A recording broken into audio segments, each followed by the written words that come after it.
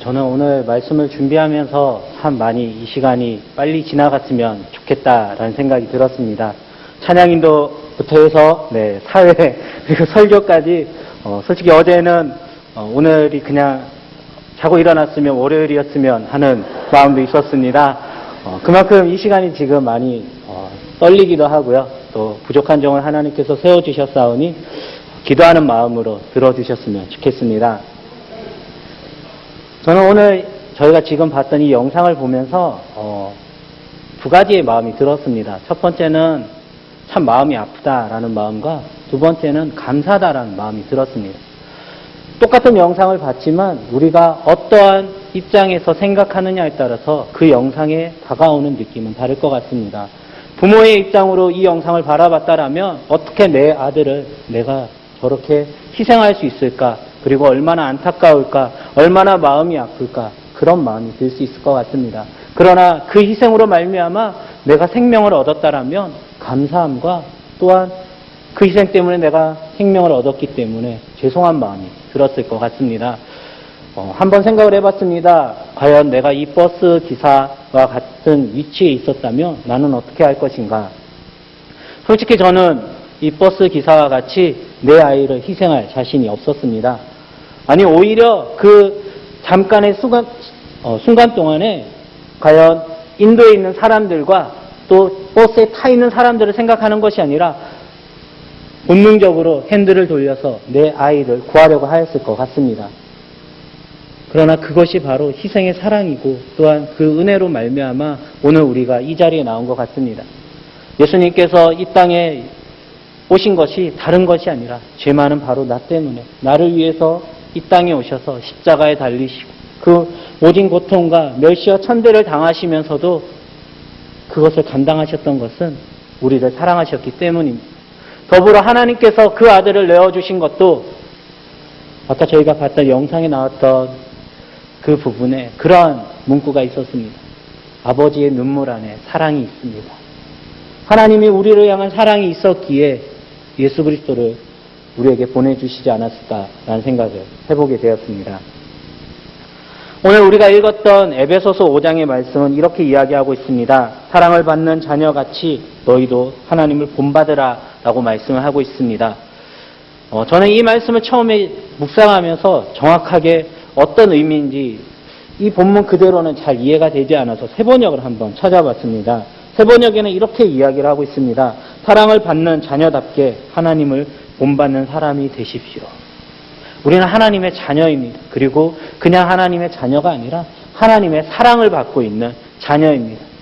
그리고 또한 성경에 이미 십계명에서 우리에게 이야기하고 있듯이 내 부모를 공경하라고 이야기를 하고 있습니다. 어떻게 보면 이 이야기는 당연한 것 같습니다. 사랑하는 그 자녀가 아버지인 하나님을 공경하고 본받는 것 너무나 당연한 일이지만 우리는 지금 그러한 모습을 어떻게 하고 있는지 돌아볼 수 있었으면 좋겠습니다. 제가 이 말씀을 준비하면서 나는 얼마나 사랑을 받고 있나, 나는 얼마나 하나님의 사랑을 받고 있나 한번 생각을 해보았습니다. 저는 모태신앙으로 신앙생활을 시작을 했습니다. 물론 열심히 신앙생활은 하지 않았습니다. 모태신앙으로 신앙생활을 하면서 어머님이 결혼 전에 교회를 다니셨기에 아주 유치원 때까지 교회에서 유치원을 나온 것이 저의 신앙생활의 전부였습니다. 그리고 초등학생이 되었을 때는 성탄절, 부활절, 추수감사절, 교회에서 무슨 선물을 준다라고 하면 교회 나오는 것이 아니었습니다. 그 선물을 들어보고 내가 가질만 할 것 같다 하면 교회 나오고 오늘은 별로인 것 같다 하면 그냥 다음에 가겠다라고 이야기했던 그런 아이였습니다. 그러던 중에 제가 중학교 3학년 때 아버지께서 췌장암으로 투병 중에 하나님의 부르심을 받았습니다. 그때만 해도 저에게 믿음이 없었습니다. 그리고 저희 집안이 원래 유교적인 집안이어서 제가 어릴 때 제사도 많이 지냈었고 아버지께서 돌아가셨을 때 제가 들었던 말 중에 가장 아직까지 잊혀지지 않는 말은 너가 흔들리면 너의 어머니나 여동생이 흔들린다라는 말 때문에 아버지께서 돌아가셨음에도 불구하고 눈물을 흘리지 못했었습니다. 그리고 이제 이모의 권유로 제가 포항에서 살다가 이제 서울로 이사를 와서 교회에 나가기 시작을 했습니다. 근데 교회에 나가기 시작을 했을 때에도 믿음이 있었던 것은 아닙니다. 어떻게 하면 하나님을 잘 믿을까? 어떻게 하면 예수님이 누구인지 내가 예수님을 만날 수 있을까? 고민한 것이 아니라 어머니께 어떻게 이야기하면 오늘은 교회 안 나갈 수 있을까? 그 거짓말을 고민하기 시작을 했습니다. 그렇게 신앙생활을 하다가 교회 학교 선생님 한 분이 제가 고등학교 때 이제 부활절을 앞두고 저희가 지금 이제 앞두고 있는 부활절처럼 이제 교회 학교에서 행사를 하는데 한번 참여해보지 않겠냐라고 말씀을 하셨습니다. 제가 그렇게 적극적이지도 않고 또 제 의견을 잘 말하는 스타일이 아니어서 싫어요라는 말을 한마디 못해서 결국 하게 됐습니다. 그리고 끝까지 하게 됐었습니다. 물론 그 선생님의 한마디 때문에 저는 지금 이 자리에 있지 않나라는 생각들도 해보게 됐습니다. 그리고 이제 조금씩 지나면서 찬양대도 하고 또 성가대도 하고 찬양팀도 하면서 신앙생활을 했습니다. 그리고 제가 20살이 되던 해 군대에 갔을 때 저에게는 한 가지 기도 제목이 있었습니다. 하나님, 제가 군생활 잘하게 해주세요. 그러한 기도의 제목이 아니었습니다. 하나님, 집에 있는 어머니와 여동생 하나님께서 지켜주세요. 그 기도 제목 한 가지만 가지고 있었습니다.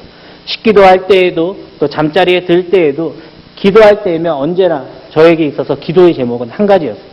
하나님, 우리 가족을 지켜주세요. 그러던 어느 날이었습니다. 제가 이제 병장 진급을 하루 앞둔 날, 이제 내일 병장이 되니까 어머님한테 내일 병장을 달고 전화를 해야겠다라고 매일 전화를 했음에도 불구하고 그날 그런 마음을 갖고 전화를 하지 않았습니다. 그때는 몰랐습니다. 그런 생각을 인하여서 그것이 마지막 통화일 수 있었는데 하지 못하였다는 것을 몰랐습니다. 그리고 나서 밤에 새벽에 누군가 저를 열심히 깨웁니다. 분명 제가 근무할 그것도 아니었는데도 불구하고 저를 깨웠을 때 제가 들었던 말은 어머니께서 돌아가셨다라는 말이었습니다. 제가 있었던 곳은 민통선 아니어서 제가 그 부모님의 소천의 소식을 듣고도 나갈 수가 없었습니다. 새벽 3시쯤 들었었는데 아침에 조모를 할 때까지 기다려야 된다는 이야기를 들었습니다. 어쩔 수 없이 무작정 기다리면서 하나님께 기도하기 시작을 했습니다. 물론 하나님한테 기도했다라고 말하고 있지만 제가 했던 것은 하나님 앞에 기도한 것이 아니라 하나님께 원망했습니다. 제가 그렇게 기도했는데 하나님 왜 이러시냐라고. 하나님, 제가 그렇게 다른 것도 아니고 그것만을 위해서 기도했는데 하나님 왜 이러시냐라고 원망을 했습니다. 한 몇 시간이 지났을 무렵 저의 입술을 또 저의 마음 가운데 달라지는 것을 바라보게 되었습니다. 그래도 감사합니다. 하나님, 제가 어린 나이가 아닌 소년 소녀 가장이 아닌 지금 20살이 넘어서 그래도 감사합니다. 하나님, 이등병이 아니라 병장일 때에 이런 아픔을 겪게 해서 감사합니다. 만약 어린 나이였다라면, 만약 이등병이었다라면 과연 그 시간들을 이겨낼 수 있었을까라는 생각들을 하면서 오히려 하나님은 저한테 감사하는 마음을 허락해 주셨습니다. 아버지께서 천국에 가셨을 때 저는 다시 잃어버렸던 신앙생활을 하기 시작을 했습니다. 그리고 어머니께서 천국에 가셨을 때에는 그동안 멈춰 있었던 주의 종의 길을 위해서 다시 기도하기 시작을 했습니다. 어떻게 보면 인간적으로 보면 참 힘든 시간일 수 있었습니다. 부모님의 그 빈자리들이 너무나 힘든 시간일 수도 있었지만 오히려 하나님 제 마음 가운데 그렇게 말씀해 주시는 것 같았습니다. 오늘 우리가 봤던 그 영상의 아버지처럼 너의 아들을 희생하여서 많은 이들을 살린 것 같이 너도 비록 부모님이 일찍 돌아가셨지만 더 많은 생명들을 살리라고 저에게 그러한 아픔들을 허락해 주신 것은 아닌가라는 생각들을 해보게 됐습니다. 그러나 그것이 저는 그동안은 아픔이라고만 생각을 했었습니다. 그러나 지금 부모님이 돌아가셨을 때 나에게 있어서 더 이상 공부는 할 수 없고 앞으로 내가 무엇을 먹고 살아야 될까 고민했던 제가 지금 이렇게 부족한 제가, 아무것도 아닌 제가 여러분 앞에 서서 하나님의 말씀을 전할 수 있었던 것은 이미 하나님께서 그 모든 계획하심과 사랑이 있으셨기에 제가 그 모든 아픔을 제가 이겨낸 것이 아니라 하나님께서 이미 많은 돕는 손길을 통하여서 이겨내게 하시고 또한 이렇게 하나님께서 귀하게 사용하시는 임마누엘 교회로 보내주신 줄 믿습니다. 지금 이 자리에 앉아 계신 많은 성도님들도 아마 하나님께 많은 사랑들을 받았을 것 같습니다.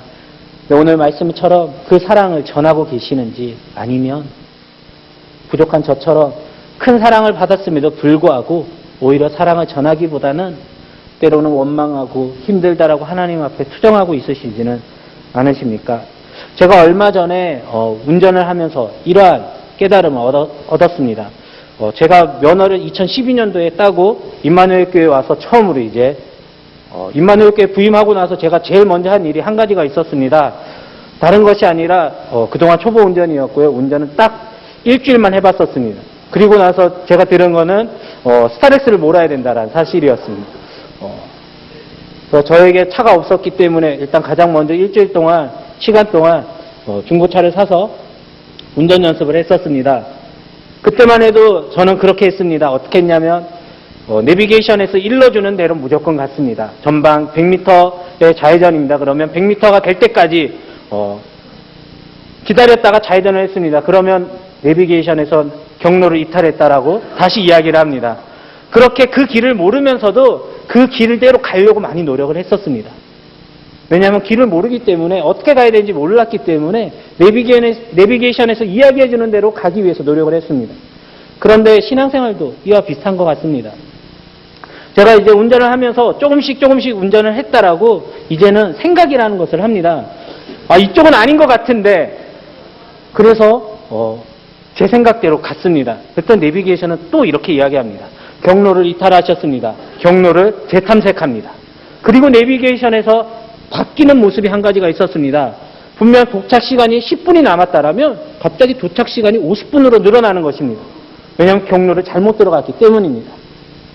신앙생활도 이와 같다고 생각합니다. 처음에 우리가 예수님을 만날 때에 예수님이 나에게 어떻게 말씀하여 주실까? 그 말씀을 내가 어떻게 하면 잘 들을 수 있을까?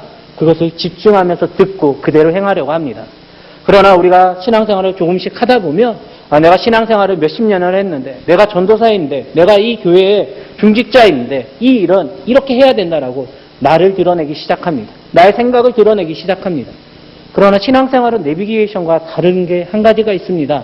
길이 잘못되었을 때 바로 알려주지 않습니다. 우리는 한참 동안 가서야 내가 이 길을 잘못 걸어왔다라는 것을 알고 후회하게 되는 경우들이 많이 있습니다. 제가 오늘 이 말씀을 준비하면서 그런 생각을 들었습니다. 제가 이 자리에 있는 것도 또 우리 성도님들이 우리 임마누엘 교회에 나와서 예배 드리는 것도 내가 잘나서 내 능력이 많아서가 아니라 하나님께서 다른 사람이 아니라 죄 많은 나를 사랑하여 주셔서 나 때문에 예수님께서 십자가에 달리셨고 그 사랑으로 말미암아 내가 이 자리에 나올 수 있었구나 그런 생각이 들었습니다. 그래서 오늘 말씀의 제목을 희생과 사랑의 은혜라고 정하였습니다. 우리가 이 자리에 나올 수 있었던 것은 은혜입니다. 그리고 우리가 이 자리에 나올 수 있었던 것은 희생과 사랑이 없이는 나올 수가 없는 그러한 값진 은혜였습니다. 우리는 그러한 큰 은혜를 받고도 내가 얼마나 소중한 사람인지 모르는 경우가 참 많이 있는 것 같습니다. 이제 저희가 함께 찬양을 한 곡을 하려고 합니다. 제가 이 찬양을 잘 못하는데요.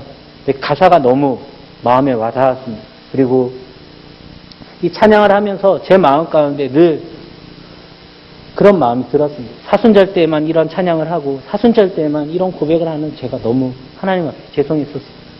하나님은 예수님을 보내어 주셨는데 다른 사람이 아닌 바로 죄 많은 나 때문에 예수님을 보내어 주셨는데 나는 평상시에는 예수님의 그 사랑을 늘 기억하지도 못하고 사순절 기간에만 아주 잠깐 예수님이 나를 이렇게 사랑하셨구나 그런 생각을 하고 찬양하면서 눈물을 흘리는 저의 모습을 보면서 하나님은 얼마나 안타까워하실까. 하나님은 오늘 우리에게 말씀하시는 것은 네가 사랑받은 대로 그 사랑 안에 거하면서 사랑을 전하라고 이야기하고 있는데 전하지 못하는 저를 보면서 얼마나 안타까워하실까라는 생각들을 했습니다.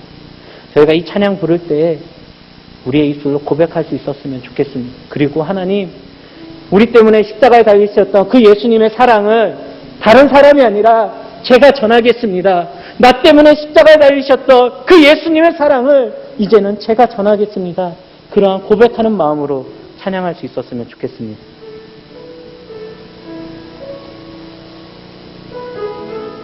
잊을 수 없네. 잊을 수 없네. 하나님의 사랑 날 날 살리시려고 살리시려고 주신 생명 내 십자가 지고 오르신 갈보리 언덕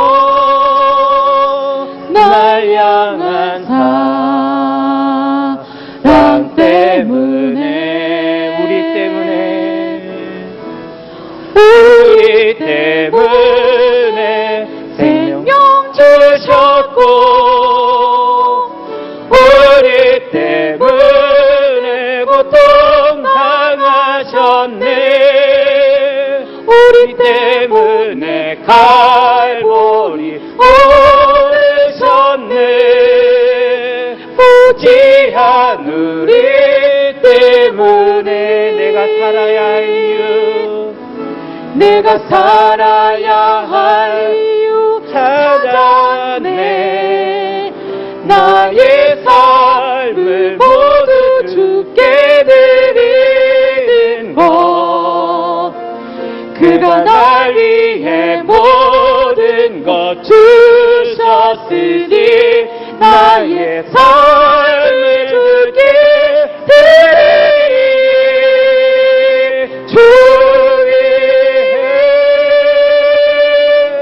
바로 우리 때문에 십자가 지셨고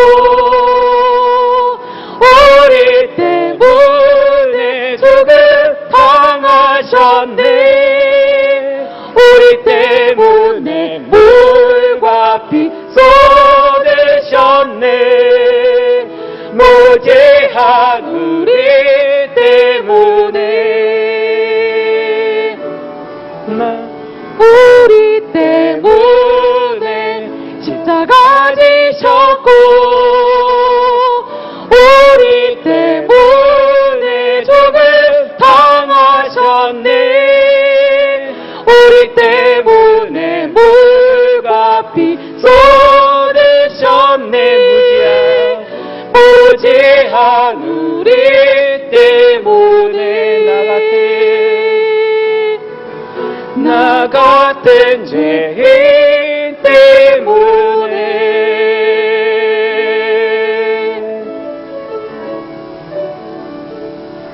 우리 함께 기도하겠습니다.